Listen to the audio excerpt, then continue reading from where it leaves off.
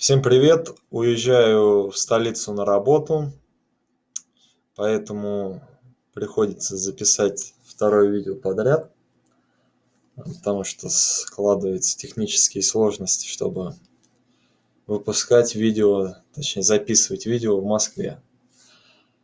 И по этому поводу стихотворение, написанное в электричке «Шаховская Москва» 12 сентября 2017 года.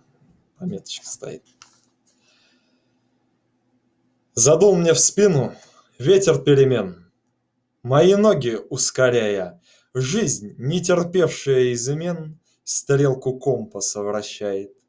Теперь все будет по-другому, теперь я буду новый человек, и жизнь моя прекрасна снова, прекрасен мой счастливый век.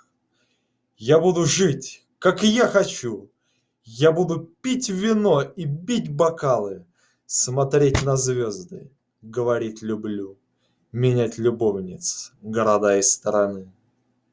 Ветер освежит мое лицо, и станут ясными все мысли. Их не убить расплавленным свинцом, они живут своей жизнью.